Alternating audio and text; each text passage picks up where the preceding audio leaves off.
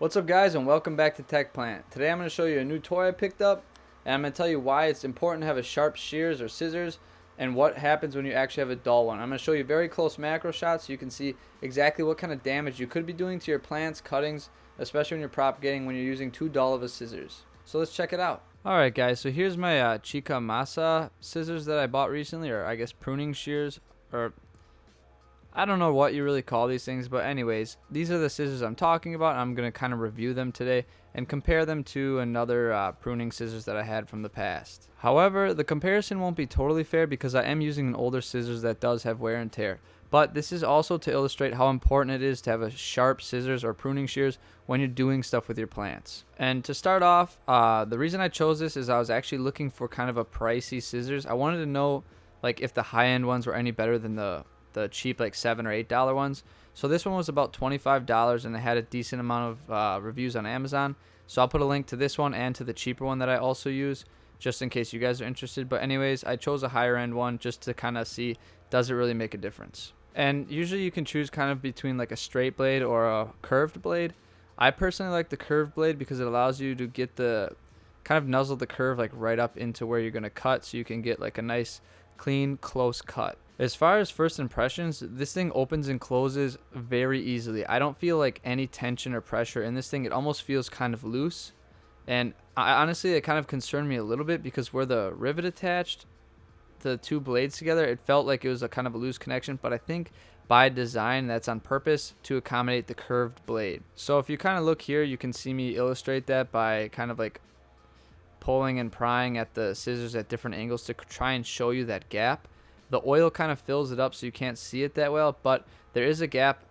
However, when I do actually use the scissors, the blades seem to be closing almost perfectly together, so I'm assuming that's by design. This thing also has like a fluorine coating, which is supposed to kind of repel like the sticky sap, which I think will be nice if it actually truly works, just because sometimes when you cut a lot of stems, it can like kind of gum up your scissors. The handle is pretty comfortable on this thing, and it being as loose as it is, you can easily open and close this thing without any strength or any like pushback. However, it kind of feels dangerous because if you're kind of lazy and loose, you can almost close the scissors by just letting gravity take control, and you could accidentally snip something if you're not trying. Now I'm going to kind of test this thing out and show you why a sharp blade is important, and I'm going to use some leaves that kind of came off the base of my Pile peperomiids.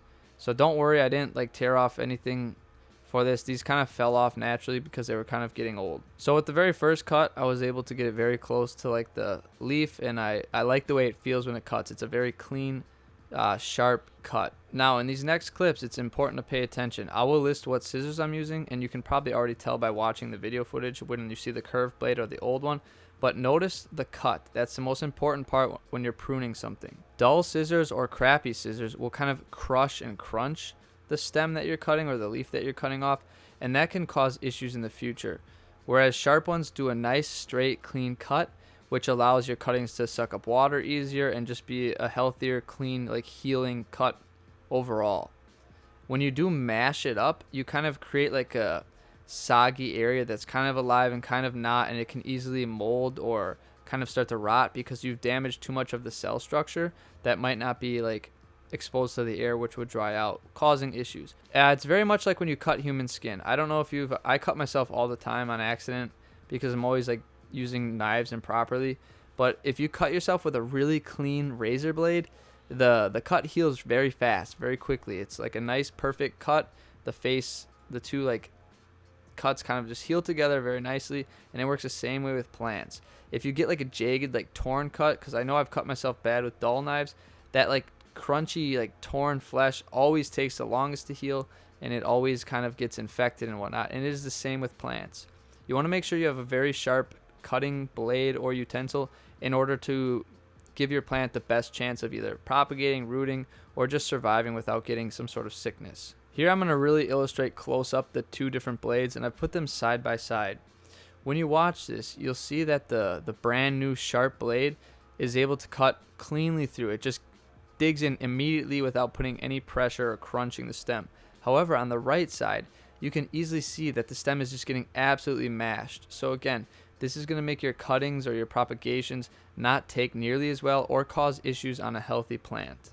And again, I just want to remind you guys that this is not a comparison on a cheap versus an expensive scissors, at least not yet. Maybe I'll buy a brand new cheap one to make a fair comparison, but this is more of a dull blade versus a brand new blade comparison, and how important it is to successful propagation, cuttings, and pruning of your plants. Alright guys, well, that pretty much sums it up. Now remember, I'm not comparing the $25 scissors to a cheap $7 scissors. If you'd like to see a video like that, maybe I could do a cool video where I compare different price ranges with scissors and kind of macro level shots on how well they cut, how they feel, and everything. That would actually probably be a pretty cool video, so let me know in the comments if you'd like to see something like that. But again, this one was more about how important it is to have a sharp blade, and I did want to show off my new toy and just kind of tell you what I thought about it. Would I recommend this $25 one?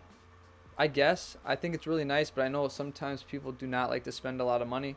So if you do have some extra money laying around and you don't mind dropping an extra 20 bucks on your next scissors, I do think it's worth it because it has a nice grip. It's very smooth. It cuts nice. I do like the curved blade, and I think it's going to last a while. However, if you just want to spend 7 or 8 bucks, I think there's a lot of good ones on Amazon with good reviews that are going to last you a while and do just as good of a job as long as you take care of them and make sure they stay sharp. I guess, guys, that's pretty much the end of this video. I hope you enjoyed it. It always helps if you get a like, comment, or you subscribe. If not, that's cool too. But anyways, may your plants grow strong and healthy. I'll see you next time.